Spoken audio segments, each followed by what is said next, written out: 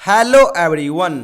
दोस्तों, आज की इस वीडियो में हम लोग पेपर 7 एक्सप्लेनेशन क्वेश्चन के ऊपर बात करेंगे।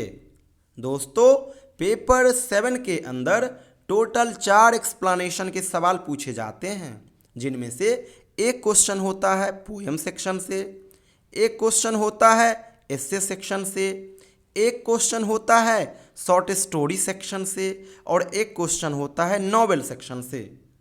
टोटल 4 सेक्शन हो गया।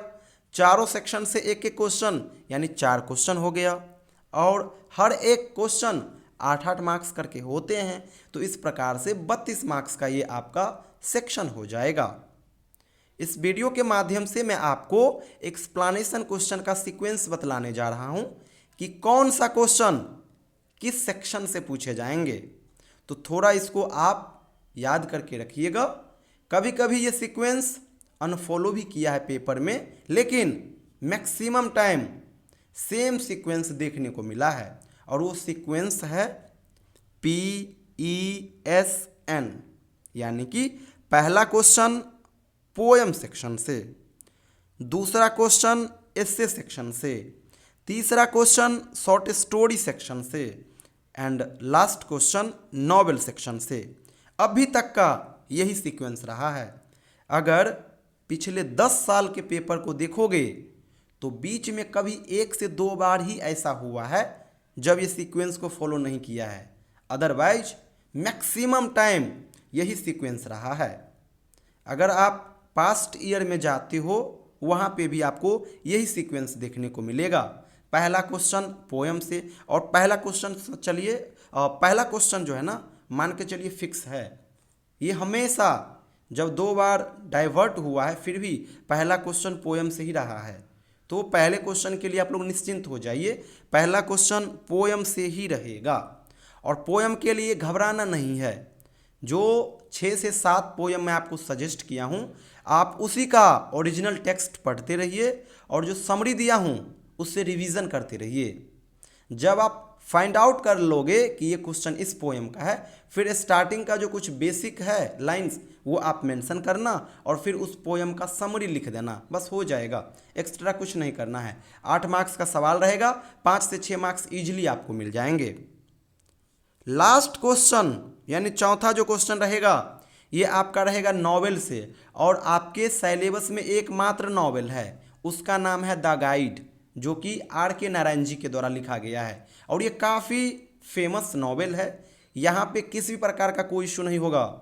केवल आप समरी पढ़ के जाते हो, फिर आपको ढेरों कीवर्ड्स मिल जाएगा। हर बार कीवर्ड्स यहाँ से मिलता है। जैसे कि राजू का कैरेक्टर है, वहाँ से मालगुडी रेलवे स्टेशन है तो वो कैरेक्टर मिल जाएगा आपको।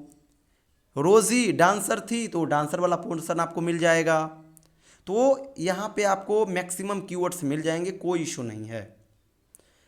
दूसरा जो सवाल आएगा ये एस्से से आएगा और एस्से से काफ़ी आसान सवाल बनते हैं।